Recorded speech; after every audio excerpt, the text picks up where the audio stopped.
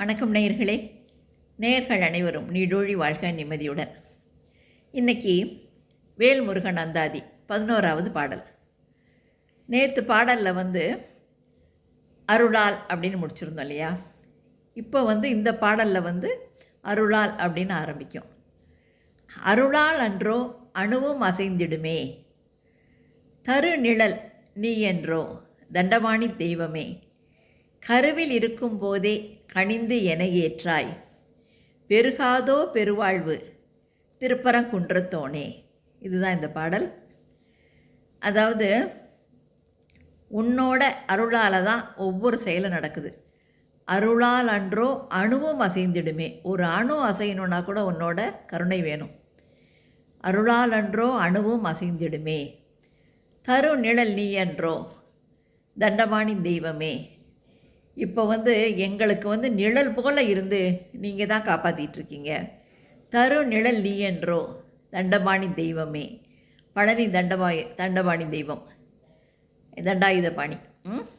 தரு நிழல் நீ என்றோ தண்டபாணி தெய்வமே, கருவில் இருக்கும்போதே கனிந்து என ஏற்றாய்.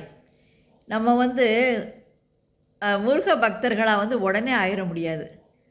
அவரோட அருள் இருந்தால் தான், அவன் அருளாலே அவன் தாழ் வணங்கி, அவரோட அருள் இருந்தால் தான் நம்ம முருகனோட பக்தராகவே ஆக முடியும். அப்போ நமக்கு நம்ம கருவாக இருக்கும்போதே நம்மளை அவர் ஏற்றுக்கிட்டாருன்னு அர்த்தம். நம்ம இந்த அளவு முருகனை பற்றி நினைக்கிறோம், பேசுகிறோம், கேட்குறோம், சந்தோஷப்படுறோம் அப்படின்னா நம்ம கருவாக இருக்கிறப்பவே அவரோட அருள் நமக்கு கிடச்சிருச்சு. கருவாய் இருக்கும்போதே கனிந்து என ஏற்றாய், கருவிலிருந்தே கனிந்து என ஏற்றாய். பெருகாதோ பெருவாழ்வு. என்னோட வாழ்க்கை நல்ல பேரும் புகழுமா பெருகாதோ பெருவாழ்வு திருப்பரங்குன்றத்தோனே.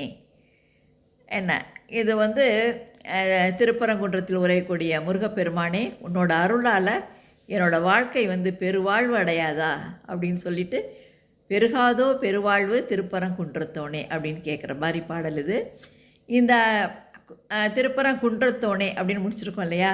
அடுத்த வரக்கூடிய 6 பாடல்களுமே அறுபடை வீடில் ஒவ்வொரு திருப்பரங்குன்றம், பழனி, திருச்செந்தூர் இப்படி வரிசையாக வரும். அதெல்லாம் அடுத்தடுத்த பாடல்களில் பார்க்கலாம்.